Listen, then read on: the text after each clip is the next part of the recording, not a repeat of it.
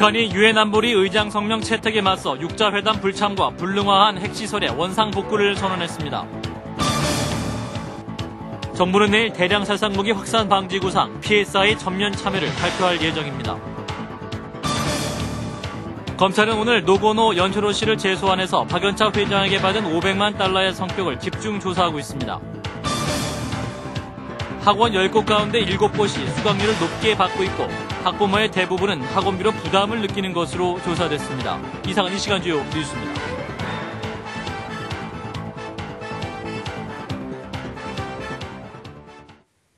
시청자 여러분 안녕하십니까? 북한이 유엔 안전보장이사회의 의장 성명 채택에 반발해서 육자회담 불참을 공식 선언하고 또 불능화 조치 중이던 핵시설을 원상 복구하겠다고 밝혔습니다. 박지환 기자입니다.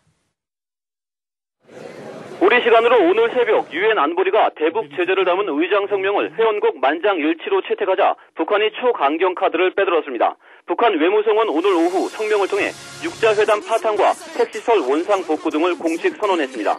북한은 성명에서 육자회담에 다시는 절대로 참가하지 않을 것이며 육자회담의 어떤 합의에도 구속되지 않을 것이라고 밝혔습니다.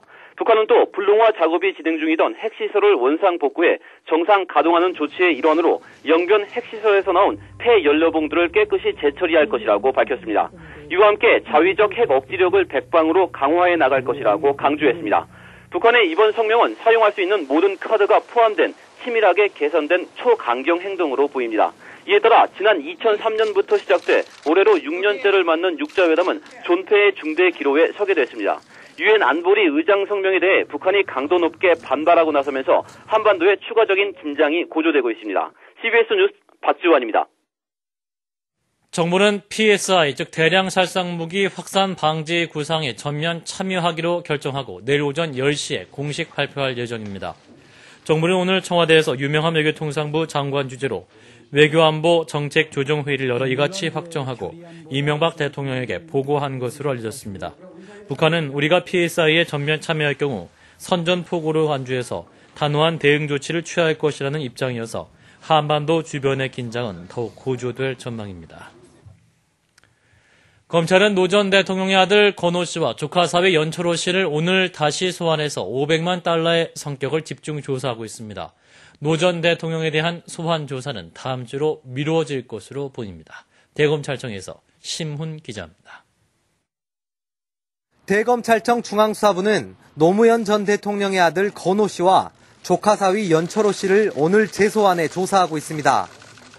검찰은 연 씨가 박연차 회장으로부터 건네받은 500만 달러의 흐름을 파악하는 데 수사력을 모으고 있습니다. 특히 연 씨가 300만 달러가량을 투자한 엘리쉬 & 파트너스의 지분 일부를 건호 씨가 보유한 사실에 주목하고 있습니다. 건호 씨가 어떤 경위로 이 투자사의 지분을 가지게 됐는지, 또 자금 조달은 어떻게 했는지 등을 조사해 박 회장의 돈 500만 달러 가운데 일부가 건호 씨에게 넘어갔는지 여부를 확인할 방침입니다. 아울러 검찰은 권양숙 여사에게 전달된 100만 달러의 사용처에 대해서도 추가 조사를 벌이고 있습니다. 검찰은 100만 달러가 건호 씨의 미국 주택 구입비로 사용됐는지 등을 확인하기 위해 오늘 건호 씨로부터 미국 계좌거래 내역을 제출받아 분석하고 있습니다. 검찰은 또 노 전 대통령 부부가 방미 중 건호 씨에게 100만 달러를 건넸다는 제보와 관련해 건호 씨의 경호원 등을 직접 조사했지만 뚜렷한 성과는 없었다고 밝혔습니다. 한편 500만 달러의 흐름과 100만 달러의 사용처 규명에 시간이 걸림에 따라 노 전 대통령에 대한 소환 조사는 다음 주로 미뤄질 것으로 보입니다. CBS 뉴스 심훈입니다. 김경환 법무장관은 노무현 전 대통령이 박연차 게이트에 연루된 증거를 확보하고 있다면서 필요하면 봉하마을 압수수색도 할 뜻을 내비쳤습니다. 김 장관은 오늘 법사위 업무보고에서 검찰이 증거를 최대한 수집해 확보하고 있는 것으로 알고 있다며 봉하마을 압수수색 계획에 대해서는 필요 여부를 검찰 판단에 맡겨달라고 말해 가능성을 시사했습니다. 김 장관은 그러나 이상득 의원에 대한 소환 조사에 대해서는 현재 자료상으로는 부를 이유가 없다며 고려하지 않고 있다고 선을 그었습니다. 또 천신일 세종남호여행사 회장의 소환 여부와 관련해서 출국 금지했지만 구체적 수사 일정을 말하기 어렵다며 의혹이 있다면 밝히겠다고 말했습니다. 학원 10곳 가운데 7곳가량이 수강료를 초과 징수하고 있고 학부모의 85%는 학원비로 인해서 가계 부담을 느끼는 것으로 조사됐습니다. 사회부 최승진 기자입니다. 지난해 12월 서울의 A 영어학원은 학원 수강료를 한 달에 45만 원을 받고도 교육청에는 8만 4천 원만 받았다고 신고했습니다. 교육청에 신고한 금액보다 무려 5배 이상을 초과 징수한 것입니다.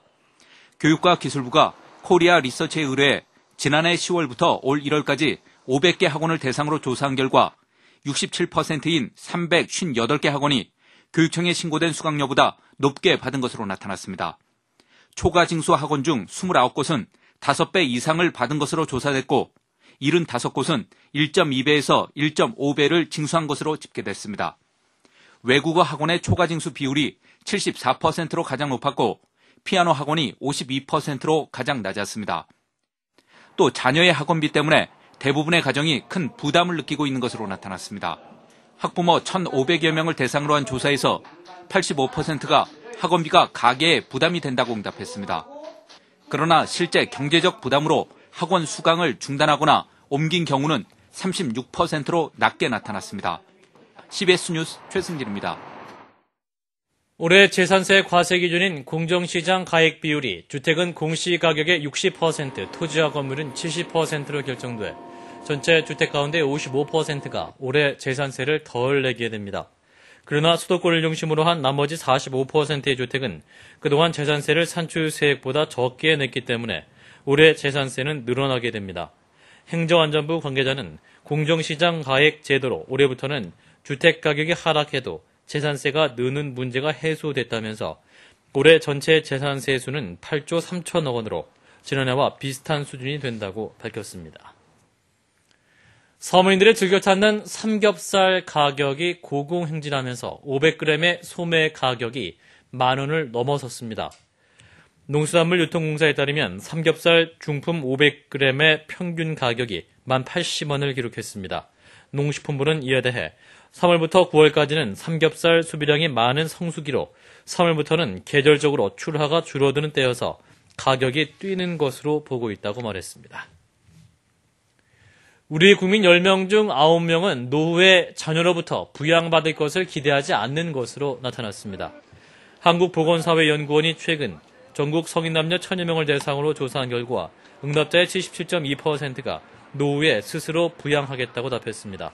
또 11.9%는 정부와 사회가 부양해 줄 것으로 기대한다고 답했고 자녀가 부양해 줄 것으로 기대한다는 응답은 10.9%에 불과했습니다.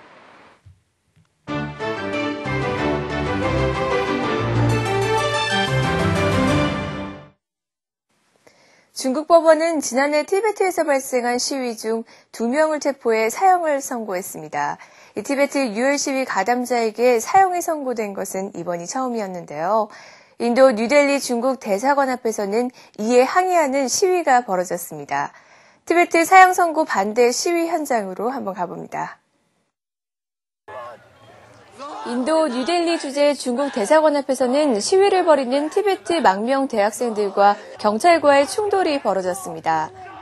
뉴델리 경찰국 공안 요원들은 속옷만 걸치고 자신의 몸을 대사관 울타리 철조망에 묶는 지휘자를 연행합니다. 시위대들은 체포된 티베트 유혈 시위 가담자에게 중국 법원이 더 이상 사형 선고를 내리지 못하도록 항의하는 것입니다. 영국에서는 경제 위기로 모두가 어려울 때 저축하는 법과 아끼는 법을 알려주는 71세 할머니 발바라 웸슬리 씨가 화제가 되고 있습니다. 웸슬리 씨는 동영상을 찾는 사람들을 위해서 요리하는 법부터 옷 만들기, 자동차 여행 등 생활에서 절약할 수 있는 많은 정보를 제공하고 있습니다. 인터넷에 올린 그녀의 동영상은 25만 명이 다녀갈 정도로 인기가 많습니다. And certainly that number of people watching me on film, I find it just so surprising. But I'm really pleased about it, of course, because hopefully, some of them may be listening. 세계 2차 대전을 겪었던 발바라 씨는 무엇이든 아껴야 했던 전쟁 시절을 통해서 생활의 지혜를 배웠다고 합니다. 폴란드 북서부 카미엔 포모르스키에 위치한 노숙자 보호소에서 화재가 발생해 지금까지 21명이 사망한 것으로 알려졌습니다. 폴란드 소방당국은 불이 난 3층 건물에서 대피하려다 20명이 부상을 입고 병원에서 치료를 받고 있다고 전했습니다. Na początku trwała akcja ratowania ludzi. Nie zajmowaliśmy się w ogóle gaszeniem. Dopiero później, kiedy już zrobiliśmy co w naszej mocy. 노숙자 보호센터에 화재 경보나 자동 소화 장치가 있었는지 여부는 밝혀지지 않고 있는데요. 수사관들은 화재 원인에 대한 조사에 착수했습니다. 지금까지 박주연이었습니다.